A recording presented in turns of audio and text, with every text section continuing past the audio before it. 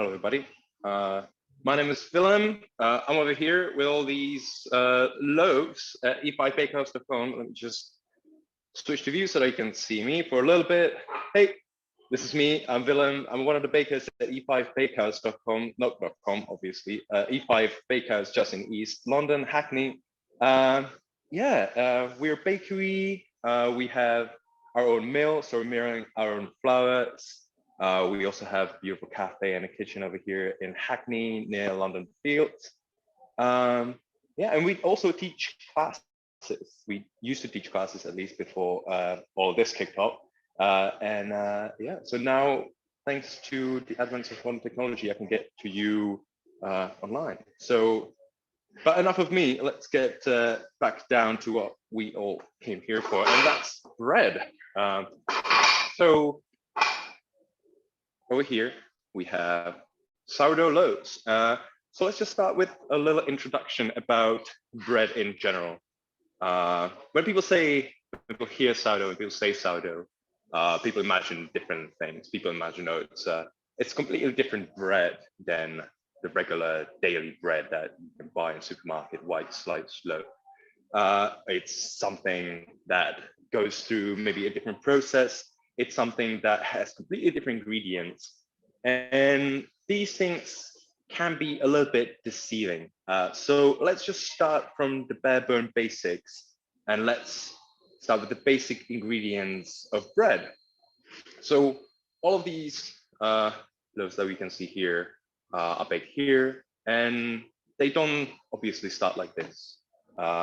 Most of you know, hopefully, we do make our bread from some basic ingredients. And if we go way back into the process, we start with this.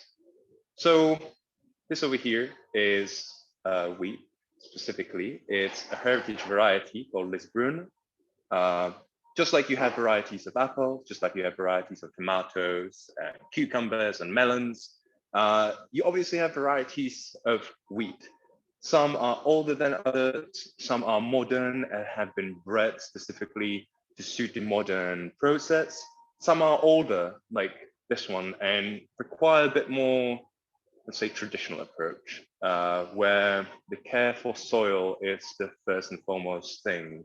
And only through caring for the soil itself, we can harvest such a beautiful plant like this. And from these stalks, well, we get our main ingredient that goes into bread, or more exactly, we get these grains. So these are the same grains as are in these little stalks of wheat. Once we thresh the wheat, we get these beautiful individual grains. And this is basically where everything starts.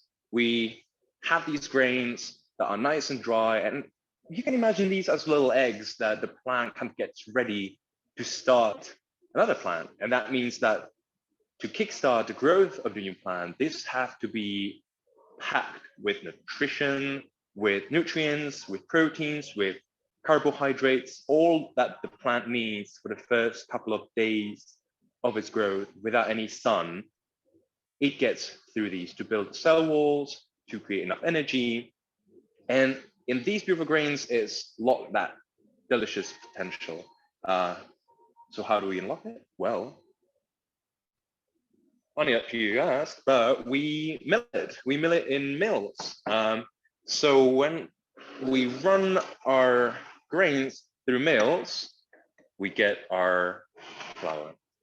So we take our grains, we run it through a mill, be it a steel mill, a stone mill, all sorts of different kinds of mills are used all across the world. And by crushing these grains, we get flour. And if you go to any shop, you might find descriptors on flour bags that tell you, oh, this is a white flour, this is strong white, this is wholemeal, this is whole wheat, wholemeal rye. And those descriptors are basically telling you a couple of things. They're telling you the variety of the flour that you have there, and they're also telling you about the consistency of the flour. So they're telling you whether it's been sifted finely, or whether it has most of the bran still present. What is bran? Well, when we take a look at these grains, they don't really look that white. They're very brown. They have these outside layers that protect the grain in the harsh weather that it has to survive for the time being before it can start growing.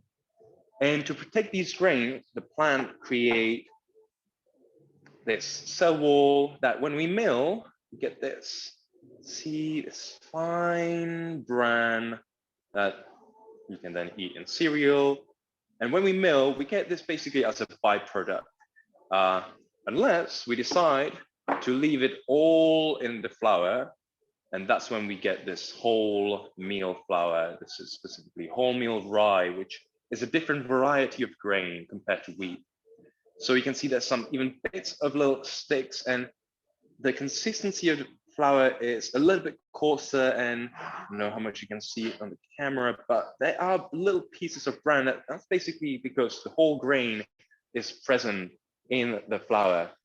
So compared to that one, this looks much lighter, as you can see in the color. First of all, the one here on the right is wheat flour, and the one on the left is rye, but the left one is also wholemeal. So that means that the whole grain, the whole kernel is present. Nothing has been left out, and all the nutrients from the outside of the grain and the inside of the grain are still here.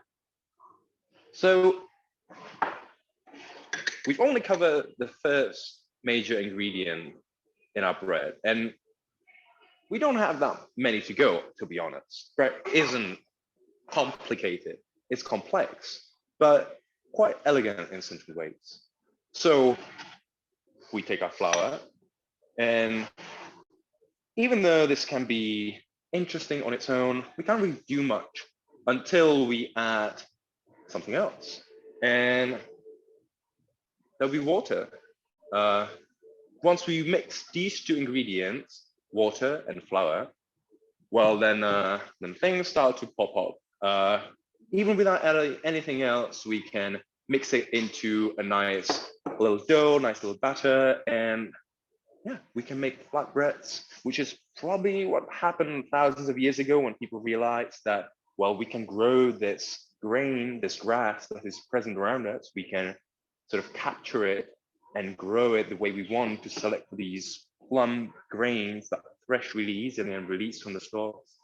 And then we can grind it, get this flour. And if we sift this flour through some sort of screen, we get this really nice and fine flour that has beautiful color and ends with this nice crumb of the loaf. So we take our flour, mix it with our water, and we get this nice little dough. And if we put it in on a stone next to a fire or into a really hot oven, we end up with some kind of flat bread.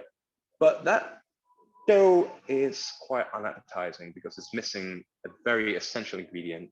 And that is our third ingredient, and that is salt. Virtually all different kinds of bread have salt present, usually in a very small quantity, but even though it is present in only, let's say, 1 to 3 percentages compared to the weight of the flour, it is absolutely crucial. Once you taste the bread that has no salt, you notice immediately, and it has also preservative qualities, and it acts as sort of a tightening agent on various components of the bread.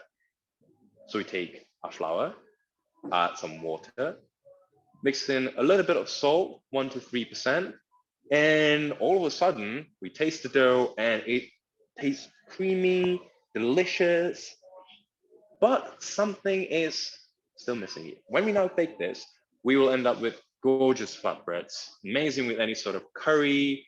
We don't really have to do anything else as long as we get the percentages and the proportions of the things right. But we are missing another very, as we would consider an incredibly crucial characteristic that will in the end turn our bread into a sourdough loaf. And well, I'll try to sort of show you what I mean. It's just this, it's time basically. we don't really do then anything other than wait. If we just let this dough that we just made with our flour, water, and salt and left it all alone, eventually things would start to happen. Tomorrow, those of you who signed up will receive a jars with some sort of let's say a paste, a liquid, not really a liquid, but some sort of a paste inside, and that something we would call a sourdough starter. So here I have 2 jars of sourdough starter. This is something that you will receive. It's something we'll talk about a little bit later. Well, and what is this sourdough starter, you ask? Well, this little mixture that we have over here is basically a little terrarium of microorganisms. See, when our wheat grows outside, all of these berries have millions and millions of microorganisms living on the surface. And these microorganisms can be beneficial. They can also be harmful. But the ones that we're looking for are 2 kinds of microorganisms. We're looking for yeast and lactobacillic bacteria, or you could just say bacteria or lab. And the yeast and bacteria will, throughout a certain amount of time, provide the very thing that we consider essential in making bread, and that is fermentation. And fermentation is all around you. Whenever you drink beer or wine, whenever you eat cheese, whenever you eat yogurt, whenever you drink sake, any kind of, most of alcoholic beverages, whiskey, all of these things are products of fermentation. We have yeast fermentation and we have bacterial fermentation. So we'll focus on these 2 types of fermentation and how they relate to our bread.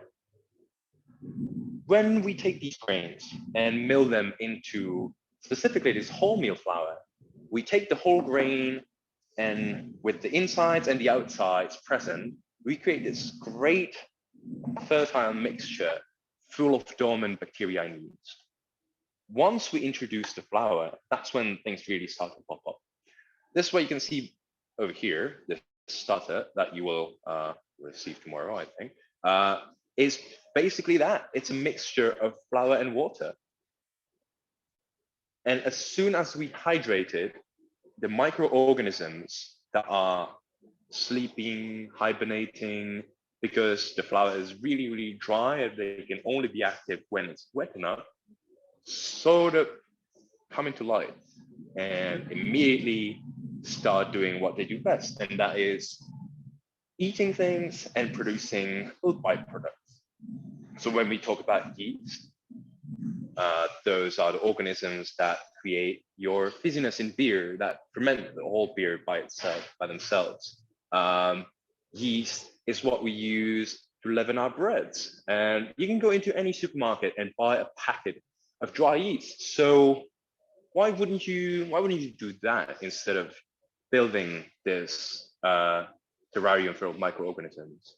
Well, when we have the yeast in the supermarket, you can sort of imagine those little fungus single cell organisms as yeast on steroids. They've been bred specifically to do just one thing, and that's to leaven bread, that's to eat carbohydrates and create carbon dioxide and ethanol, alcohol.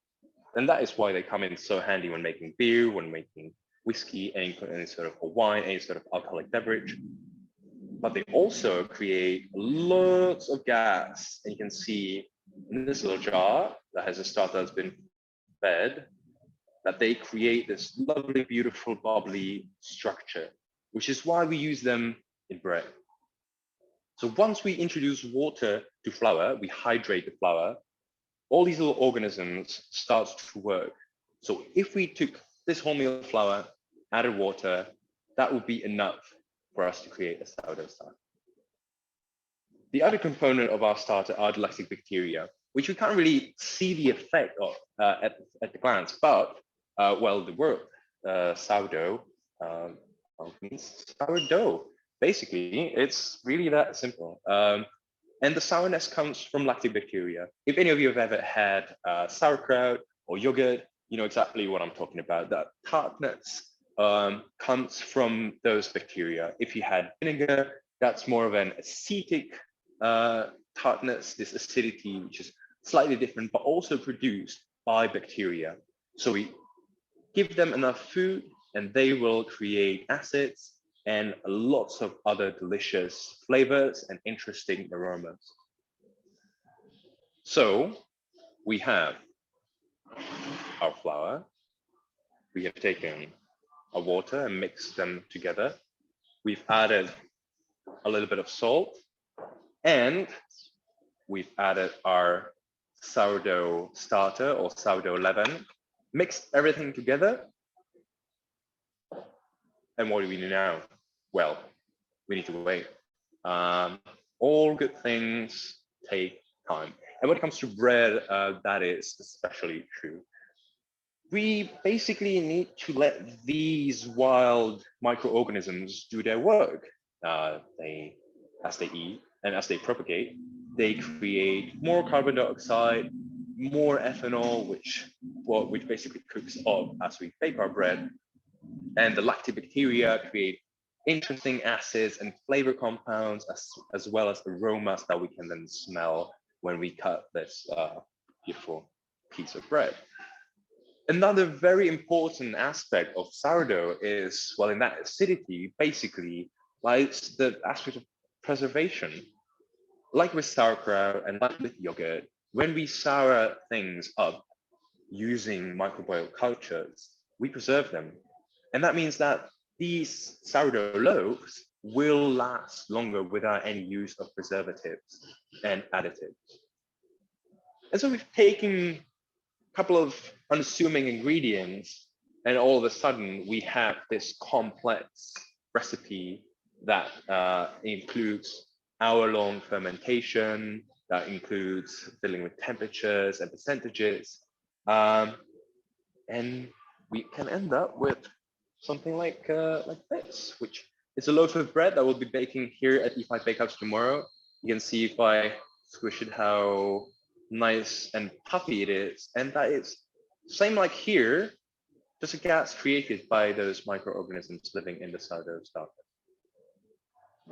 So what is the difference between a white sliced loaf that you can buy for 80p in Lidl and country sourdough loaf that you can buy for £4 at E5 Bakehouse or any other similar artisanal bakery? What makes it sort of worth those extra funds that you spend on such a simple thing as a piece of bread? Or what would make it worth for you to do it on your own, other than using maybe commercial yeast? Well, when we talk about fermentation, not only we get this beautiful gassy structure and open loaf, but we also get multiple benefits from basically letting those microorganisms pre-digest the things that we have in our bread. One of the very important things in wheat flour is one of its constituent proteins, and that is gluten, which I assume a lot of you heard about. It's very popular, not so much nowadays. I think it fizzled down a little bit, this craze about gluten, but it is a very important and interesting protein because a lot of people find it very hard to digest. Well, it turns out that if we introduce microorganisms such as present in the sourdough leaven, sourdough starter, they pre-digest these proteins. And even though some are still left, a lot of them get sort of eaten up and are then easier for us to digest. So let's talk about a little more practical things. We have this little introduction done. We have our bread, we have all our constituent ingredients, we have our flour, we have our water, we have our salt, and we have our leaven or our starter. So let's talk about where do we start when we want to make sourdough bread at home. first of all, obviously, you need to have some flour. And really, and honestly, any flour will do. Whether you have a beautiful stone ground, heritage wheat or rye flour that you buy in your local mom and dad store, or in your local bakery or mill, or you just have white flour that you buy at Tesco's. Obviously, the flavors will be different. The different behaviors of the flour might change. But if you just want to start making bread, making it as easy and basically also as cheap as possible is really nice way to start. Because then if you make mistakes, which inevitably happen, well, they don't really, they don't really mean that much. It mostly means that you just learn from them and carry on. So we need any sort of flour.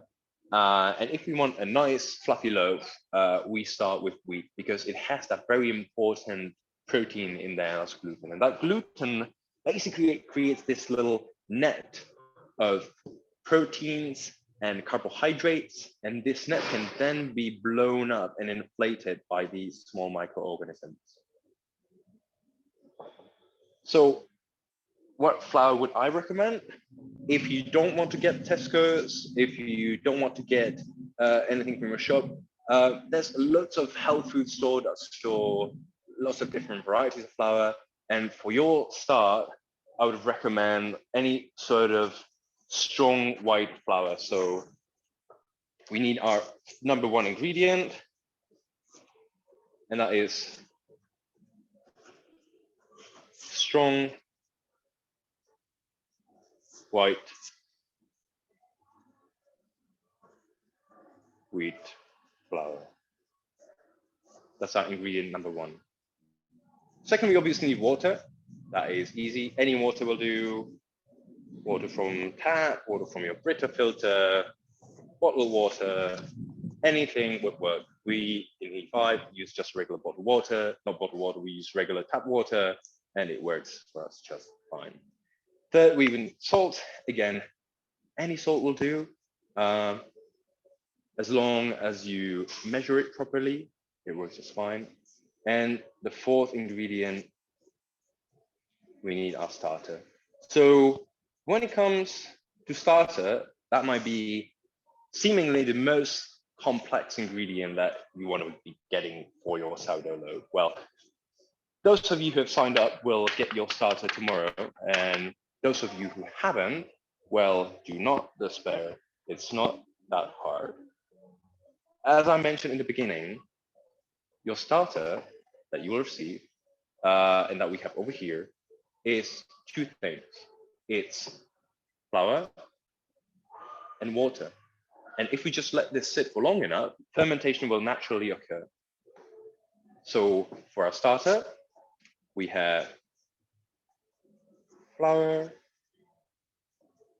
water, and that is it. That's everything we need to make our nice sourdough loaf.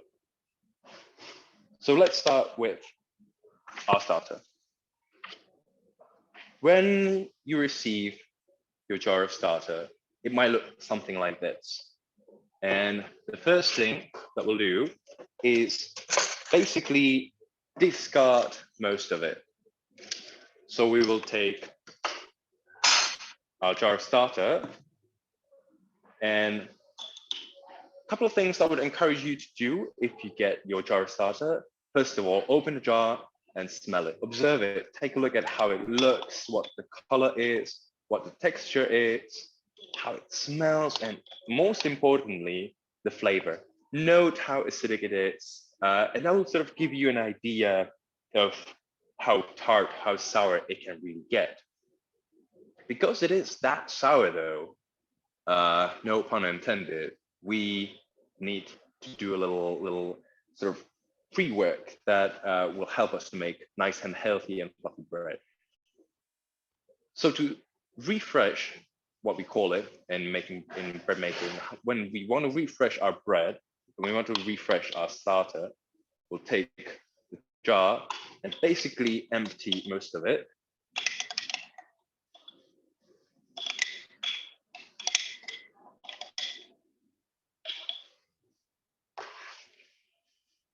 And now we have a jar that pretty much has something like, let's say, a teaspoon of starter. So if we scrape around a little bit, well, we end up with a little bit more than a teaspoon of your seed starter. And that is plenty to start our new culture. So to refresh it, we will take our starter and jar, and you can do it two ways. One is just leave the jar with these little scrapings, which is perfect, or just take this teaspoon, leave it aside, wash your jar first, and then we'll need our two other ingredients. We'll need water, and we'll need our flour. In this example, I'll be using a wholemeal rye, which is what I would recommend if you want to carry on baking. Rye makes a very active and pleasantly sour starter and leaven. It ferments readily and is usually available everywhere in most stores and especially in most bakeries. And if you go somewhere if you go to your local bakery, I bet they would just point you to a good flour that they would recommend. If you cannot, there's certain brands that I would recommend. Waitrose stocks a pretty good selection of wholemeal flours. Wholemeal we want because it has lots of the bran and outside layers of the grain, and these are basically amazing nutritional little snacks for our yeast and bacteria. Waitrose stocks really good flours, as does Sainsbury's, and obviously your local bakeries, like E5 Bakehouse, Dusty Knuckle in Dalston, Yeast, Little Bread Peddler in Bermondsey, all over London, and of course outside of London as well. Just search for your local sourdough loaf, and I bet you'll find the one that is near you. So we'll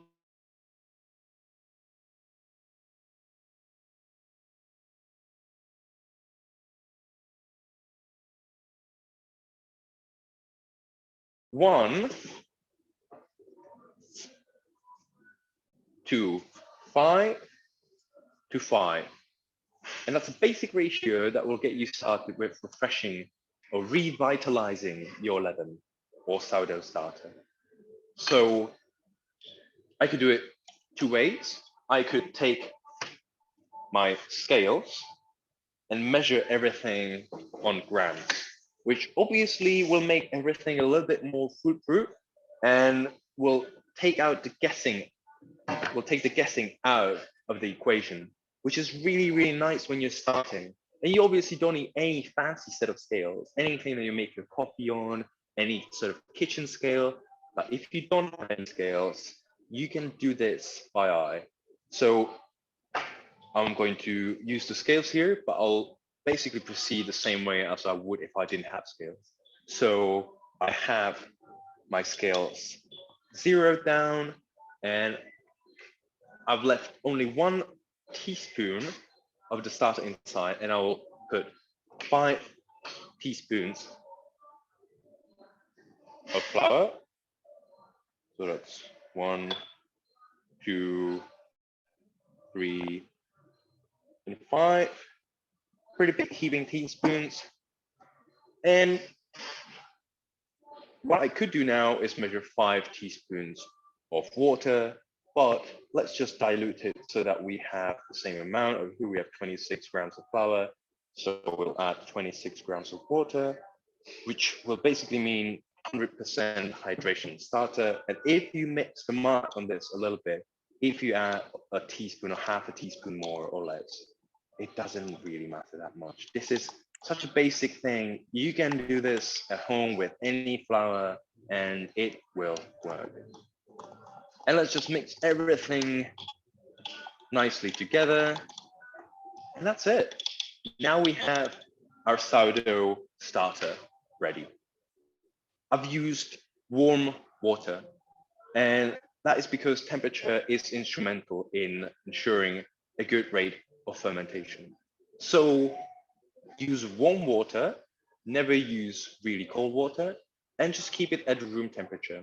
As long as this little pre-ferment has somewhere around 20 degrees centigrade, so basically room temperature, it's absolutely fine. In cold houses, this might just take a little bit longer, but as long as you leave this outside for next 8 to 12 hours, the activity will kickstart. That is, if you've used the starter that you got from your kit. Or one other way to obtain a nice and healthy starter is to stop by, again, your local sourdough bakery. So look up a sourdough bakery near you and just go in there or message them and ask, hey, could I have a little bit of starter? And even a little teaspoonful of starter will help you out tremendously. You'll just kickstart the basic fermentation at the start and you don't really have to worry about it. If you don't have any starter to get you going, you do the same thing that we have just done, put 1-to-1 ingredients of flour and water together and mix it. Let this sit for 24 hours and then continue as we've described over here. Take a teaspoon out and add 5 teaspoons of flour, 5 teaspoons of water, 1 to 5 to 5. You can also exchange this for tablespoons, and whatever you do, just keep this ratio pretty much similar, and that's just to ensure a little bit of consistency. And if you carry on refreshing the starter for next couple of days, you will end up with nice and fluffy sourdough culture. So now we have our sourdough culture. So what do we do with it? Well, we're going to make some bread. So we take our happy leaven, we take our little mixing bowl, and here is really where the scale comes in handy, because doing this without a scale can be tricky. And while you can make delicious bread without any sort of measurement, consistency will be difficult. And to get you started, I'll provide you with a very simple recipe, which I'll write down for you. That is a recipe for our basic country loaf, a white wheat loaf that you can try your hands at and see what sourdough baking is about. And to do that, we will need a nice and healthy leaven. So make sure that you refresh your leaven at least once or twice by the same way that we've done before. So 1 teaspoon of starter to 5 teaspoons of flour to 5 teaspoons of water. Let it ferment for 8 hours, and then it is usable. 1 to 5 to 5, 8 hours of fermentation, and then you'll arrive with something like this. And again, taste it. Give it a little sniff. Give it a little taste. That's very sour. Oh my god. I need to. Okay, that was a little mistake. Never mind. So we have our healthy. Oh my god, it's delicious though. We have our healthy sourdough starter, which at this point some people like to call leaven, just to distinguish that this one is ready to use in our dough. And we take how many grams? Well, let's say 100 grams. We need to take 100 grams of this beautiful leaven. And if you don't have scales, this is where it can get a little bit tricky. But if you make coffee at home, you should maybe have some scales. If not, there are ways to measure this without scales, and you can just try going by feel. But again, the consistency might be a little bit tricky. Right, we got 100 grams of our sourdough starter. What do we do next? Well, we need to add our second ingredient, which will be water. We'll use this water to dilute this leaven and to mix it easier with the dough. And again, as I mentioned before, temperature is instrumental in making bread. So we need to ensure that we have the right temperature. Checking with your hand can be one way. As long as it's temperature you would like to take a bath in during like a nice cold winter evening, it's good. Warmer is usually better. Just don't use boiling water. What you also could do is just use a little thermometer, the digital thermometer. Anywhere between 40 to 50 degrees centigrade is fine. And our recipe will call for 300 grams of water, or thereabouts. If you go a little bit over, Let's just take a little bit off. How much? Perfect. Spot on, almost. And we'll just dissolve our leaven in the water. Just like that. You can see we'll create this little brown slurry.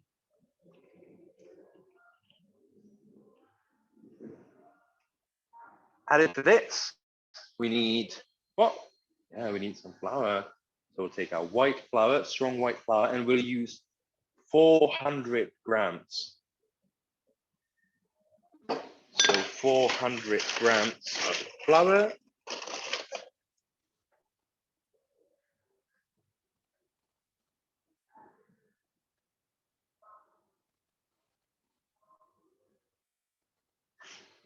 And to make it a little different, we'll add, let's say 50 grams of some kind of special flour, wholemeal rye, wholemeal wheat, spelt flour, any little special flour. It'll just give it a little nice little twist. And the dough will be nice and speckly. There we go, 50 grams of that. And what are we missing? Oh yes, we're missing our salt. And again, salt is present in only, let's say 1 to 3%.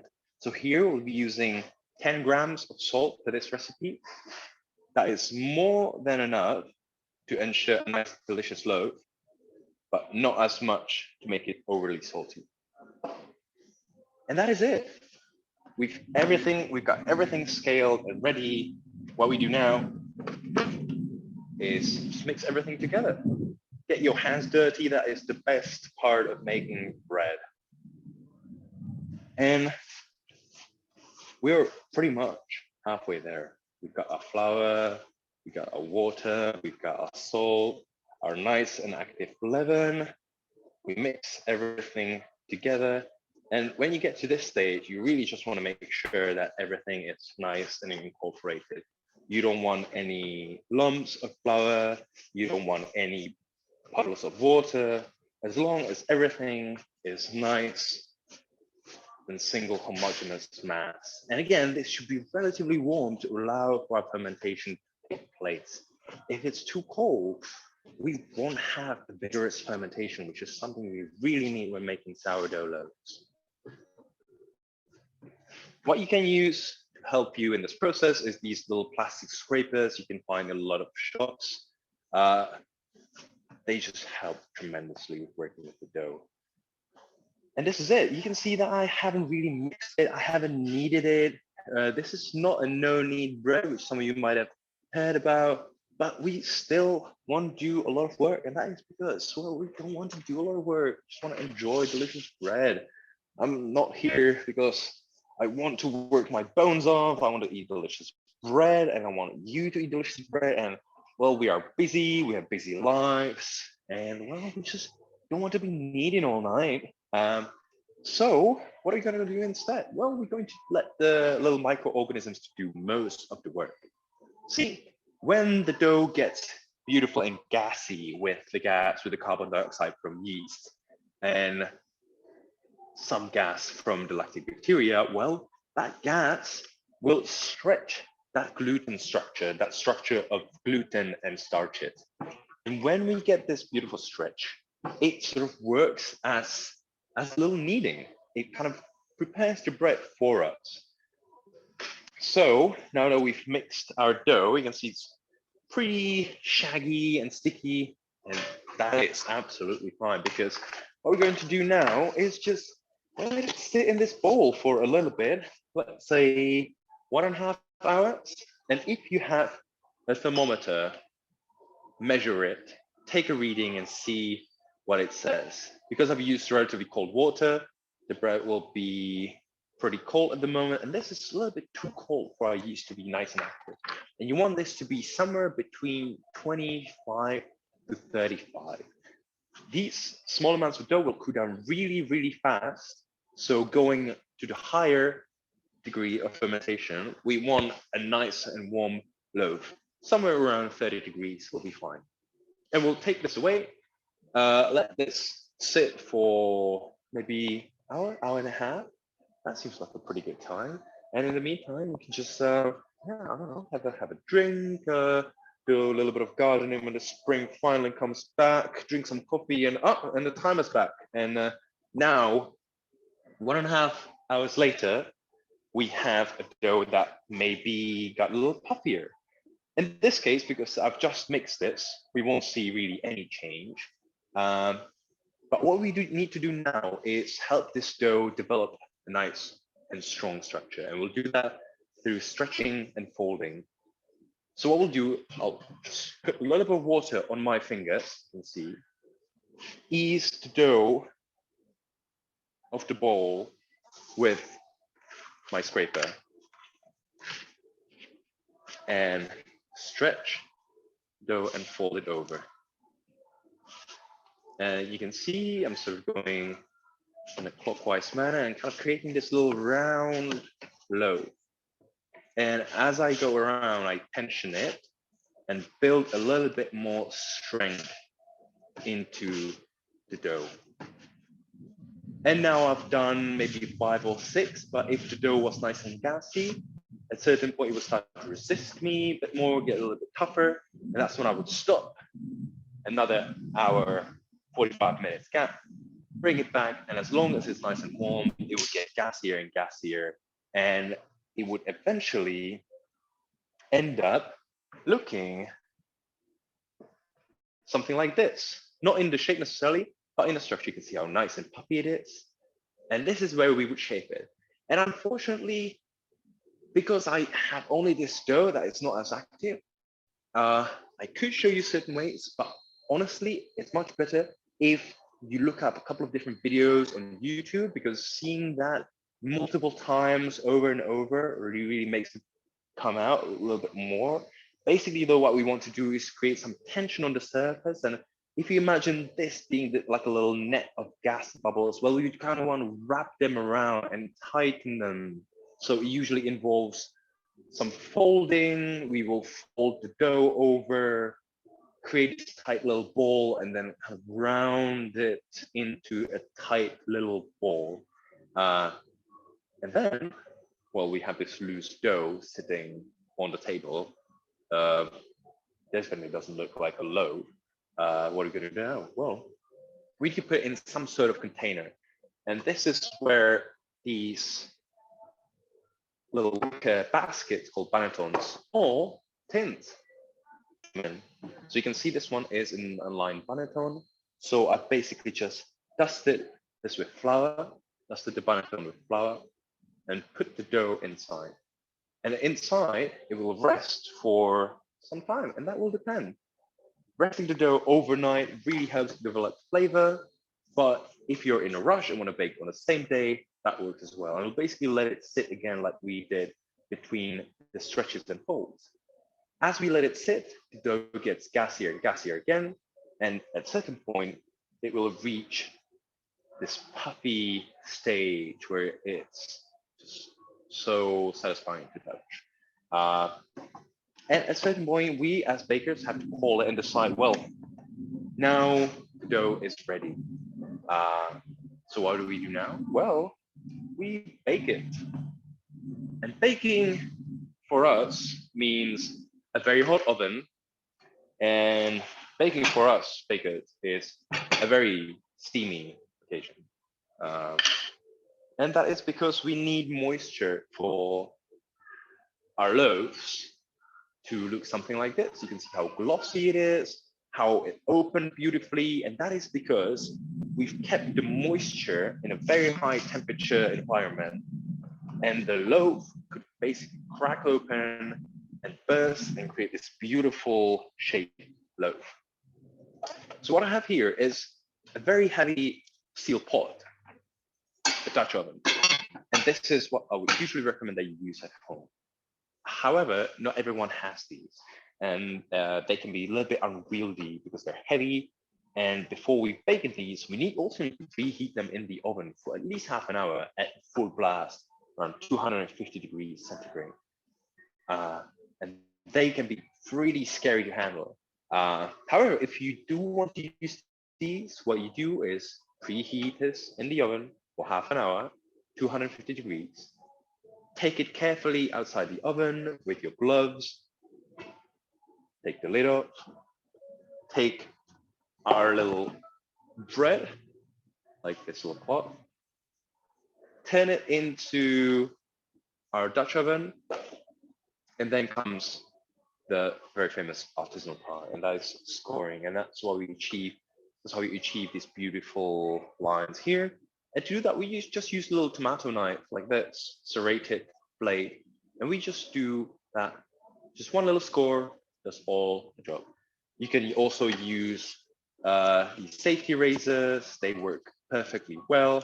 And well, if you don't have a Dutch oven, you can just put a steel tray in your oven, preheated, load the bread on that, and then spray the sides of the oven with this little spray, just like that.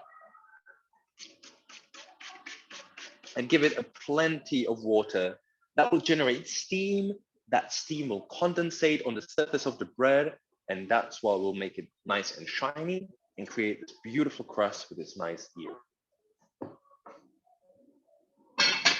We take the bread out. If we bake in a Dutch oven, after 30-25 minutes, we open the lid, check the bread out, release the steam, and bake it for another 10 minutes with the lid off, maybe dropping the temperature if the bread starts to color too fast. And after 10 minutes, we should have a delicious bread. However, we can't really cut it yet because we need to let it cool down first. So we let it cool down for next, let's say, half an hour. And then get your butter and tuck in. It's sourdough bread time. And that's basically most of the journey. Some of the things you can replace with just your regular household items. So if you don't have a banneton like this, plastic bowl, tea towel, bam, there you go, banneton.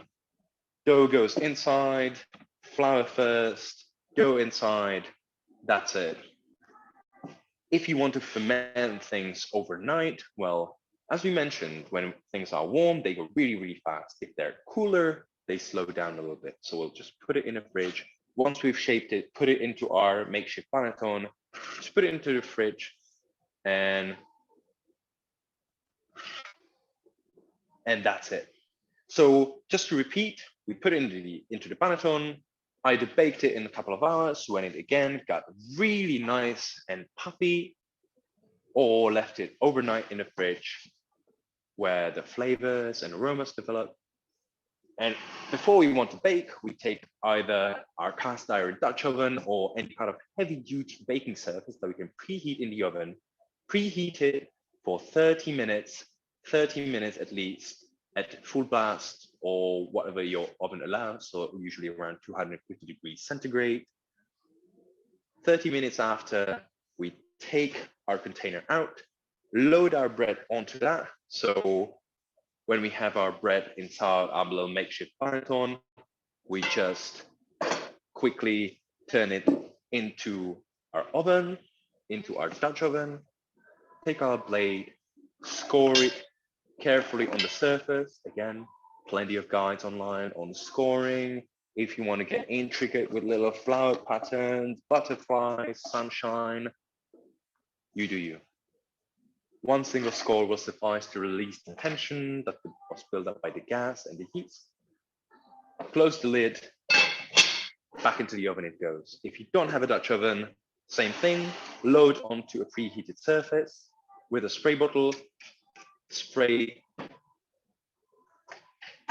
plenty so that you create nice bursts of steam, and that steam will condensate on the surface of the bread and make it open. And there you go.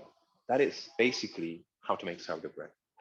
If you don't want to use bannetons, you don't want to do intricate shaping, mixing the bread, and you don't really even have to worry about stretching and folding.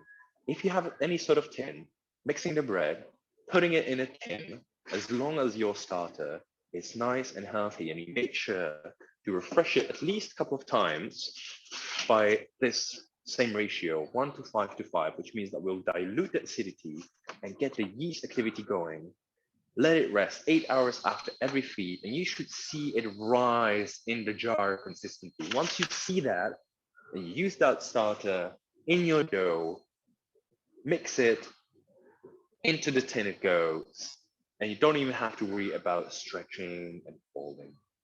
The temperature for the baking is around 250 degrees centigrade. That will though depend on your oven. So yeah, put it in your tin, and then again, follow the same instructions as with this loaf. So let it rise at room temperature. If you find out that your bread is drying on the surface, you can always cover it with a bowl or cover it with any kind of plastic bag. So for the tin, you can always just cover it like that on the table, let it rise over here. Same goes for your makeshift panettone of a bowl. Just put another bowl on top or wrap it in a shopping bag. And that is it. As long as it is warm enough, it will keep fermenting as long as your starter is nice and healthy. And there is another little cheat that you can do, and that is not keep your starter really at all. But if you just want to bake, a lot of bakeries, again, will provide starter that is nice and healthy and active. So just get in touch with your local sourdough bakery and ask them, hey, do you have a nice and healthy and active sourdough starter for me?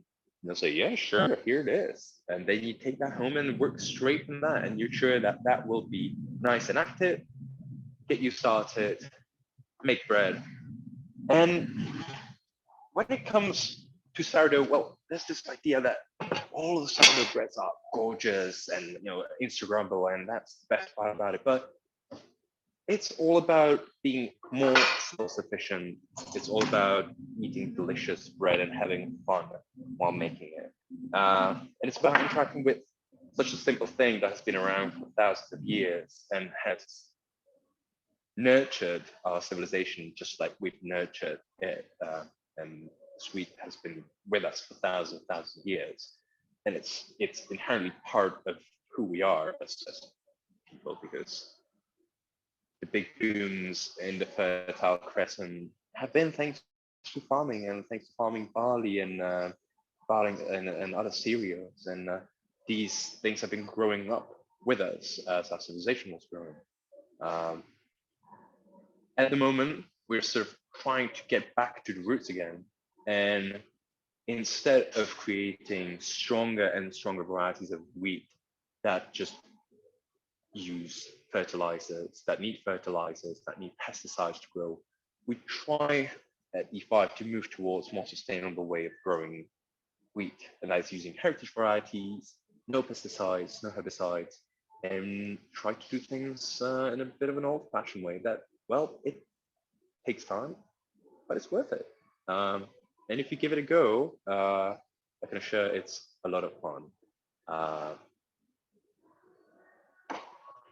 Our wheat grows in Suffolk, near Gosbeck, village of Gosbeck, north of Ipswich.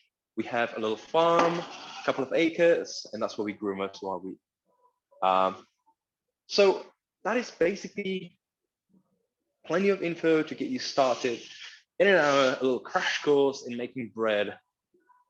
And I would just like to point you to other resources that you might want to check out if you're interested in learning more. Well, first of all, let's get some books. Books, Tartine Bread Bakery in San Francisco that started, well, what's one of the sort of headers in this sourdough craze. Chuck Robertson, a very sexy surfer baker with a very equally sexy pictures of bread and bread making. I can recommend this book as like a very, very good read. Here it is. Beautiful guy. And beautiful bread. And he's one of the reasons why a lot of sourdough bakeries are open at the moment. Something a little bit more local, Bread Matters by Andrew Whitley, who is running the operation of Scotlander Bread, growing heritage varieties of wheat in Scotland. And if you get any book, well, there's obviously a book that we've released just recently for Christmas, which I can wholeheartedly recommend. It has our own recipes that we use day to day. But Andrew Whitley's book, Bread Matters, is an amazing introduction into why do we eat, why on earth do we even bother with doing all this? And one of the great takeaways from this book is that, well, no matter how your bread turns out, as long as you follow the guidance for fermentation, and as long as you make sure that you take your time, use good ingredients, you'll create this beautiful and nutritious packet of flavors and aromas that will nurture you and the ones that you love, and will let you create this beautiful thing that sort of ties us with our roots of where we all come from.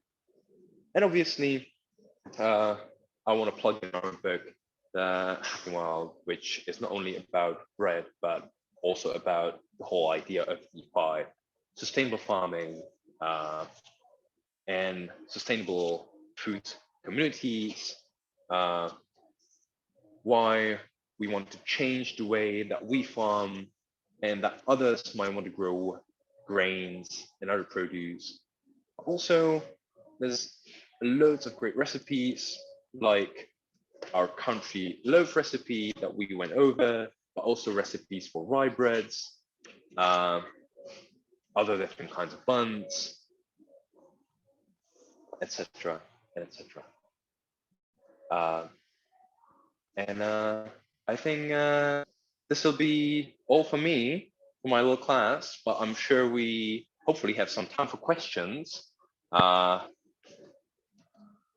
So if you have any questions, let me know. Putting seeds on loaves. So for loaf like this, what we do is at the point where we are putting a loaf into the basket, we would roll it in a bowl of seeds. What you can also do is put the seeds right into the basket, sprinkle it into the panettone, and then the seeds will stick to the wet dough. And as you bake it, they stay stuck on top. How to store sourdough bread? Well, there's two ways that I would recommend. Either, if you have a toaster, I do recommend storing it in a plastic bag. And that is because of the soundness of the loaf, it will keep for longer, keeping the mold and any sort of fungus away for longer. And storing it in a plastic bag will just keep it fresher for a little longer. It just doesn't let the moisture evaporate. So if you have a toaster, slicing it, or even not slicing it and just putting it in a plastic bag, and slicing it and retoasting the slice every time works really well. If you know that you're not going to get through a whole loaf in a week, cutting it in half, putting a half in a freezer, or slicing it in advance and putting all the slices in a freezer keeps it really, really fresh. And then again, reheating, retoasting it.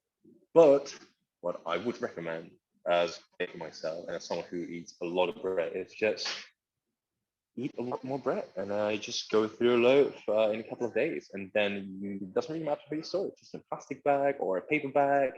I usually store it in a paper bag to keep the crust crusty, and then if I know that I'm going away for a while, or if I won't be able to eat that much bread, I just store it in a plastic bag and then reheat it. What's the best kind of sourdough?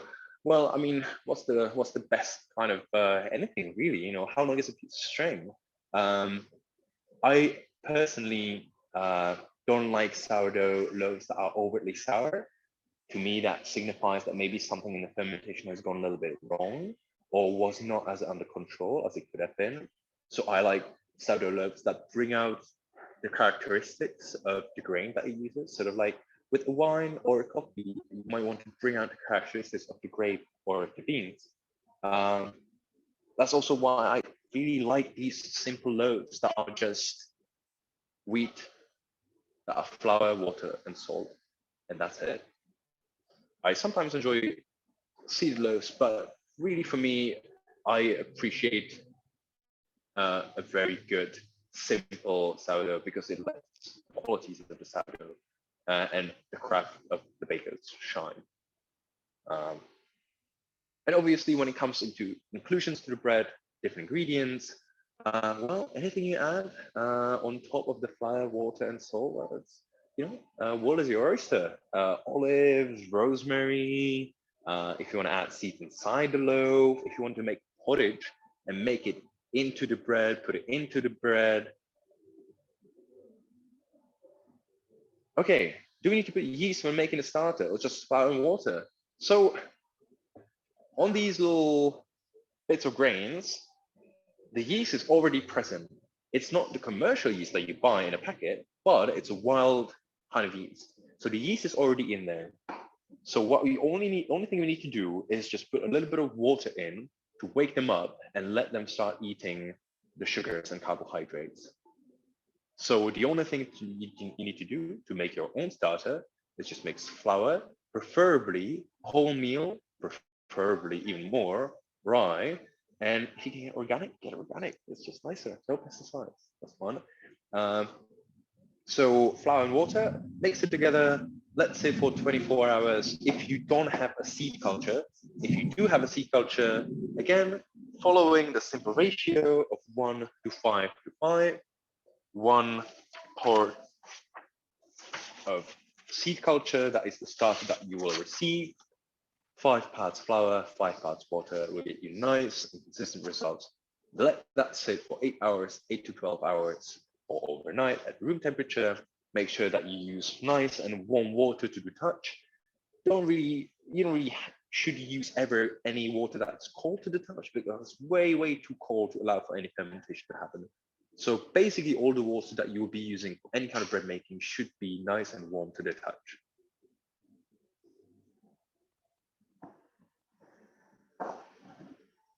Can I make a starter with gluten-free flour? Yes, you can use any sort of flour. That means anything that has starches and it's like that, like this consistency. You can make starter with teff, you can make starter with chickpeas, you can make starter with buckwheat, you can make starter with anything. And that is a nice way to bring in special flavors into your loaves. Or if you want to make gluten-free loaves, you're probably baking in a tin or even in a shallower tin in like a cake pan. So then it's more like a gluten-free kind of a savory cake, or not sweet cake, so kind of a bread. You can use any flours that you want. The only thing that matters is that there is any sort of carbohydrates in there, any sort of sugars, so any sort of starches that the yeast will eat, and that it can be mixed with water. Obviously, you'll be losing the qualities of gluten. So if you make gluten-free bread, you need to watch out for that. And obviously, you probably won't be making it in a basket like this, and you probably won't get a loaf that looks like this. You get something more akin to a cake, or maybe something more akin to the sourdough tin loaf. This is from einkorn, which is a sort of an old relative to regular modern wheat. But we could have just made this with rye or buckwheat and get a very similar result. All our rye breads, which are very low in gluten, low enough that we can't really use it for the structural properties, are baked in these little 1 kilo tins. So any flour that you have on hand or want to use for your sourdough starter, you can use. Even if it is a white flour in Tesco's, it still has enough food to get the yeast and bacteria going. That said, wholemeal flour will usually, in general, ferment faster because it just has a lot more nutrients for the yeast and bacteria available.